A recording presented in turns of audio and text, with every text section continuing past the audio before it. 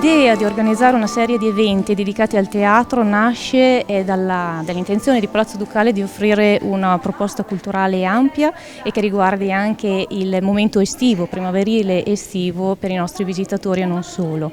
Questa rassegna, che si intitola Il Ducale in Scena, è stata resa possibile grazie al fondamentale contributo della nostra direzione generale spettacolo e segue la rassegna messa in campo invece l'anno scorso dedicata alla musica classica, quindi di nuovo Palazzo Ducale, anche sull'onda dell'entusiasmo incontrato l'anno scorso, ha inteso offrire questa possibilità di eventi dal vivo al proprio pubblico e ai semplici curiosi.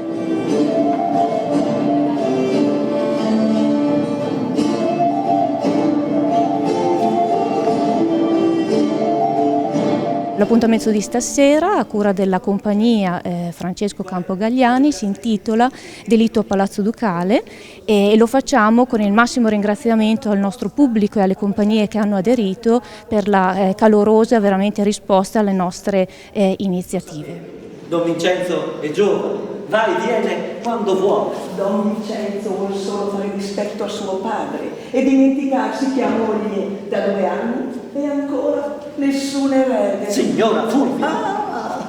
Non andate in collera con me, dottore. Avanti, su. Io vi dico soltanto quello che volete sapere, no?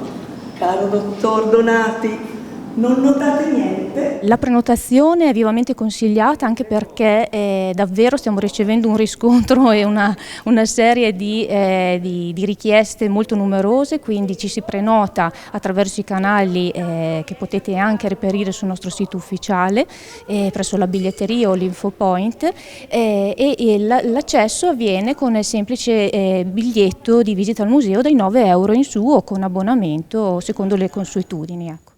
Guglielmo, il duca, che ride, con la mano sulla spalla di quel... Don Vincenzo, al Critonio porterete il rispetto che vi piace, ma a Monsignor Duca, che è vostro padre e vostro sovrano. Sì, dottore. Perché volete? È che quasi non ci si crede. Il vostro Critonio mette piede a Mantova e Monsignor Duca quasi non si riconosce più. Avevamo letto un romanzo della nostra regista e attrice Chiara Prezzavento, Lo specchio convesso, e da questo poi lei stessa ha tratto un testo teatrale. È un testo teatrale che è proprio relativo a un episodio avvenuto a Mantova durante il duca Guglielmo Gonzaga e suo figlio Vincenzo, con l'arrivo di questo scozzese James Crichton e tutto quello che ne consegue, perché è ovvio che è meglio non parlare dal momento che il titolo è Delitto a Palazzo Ducale e come tutti i delitti hanno un mistero e il finale non va mai svelato.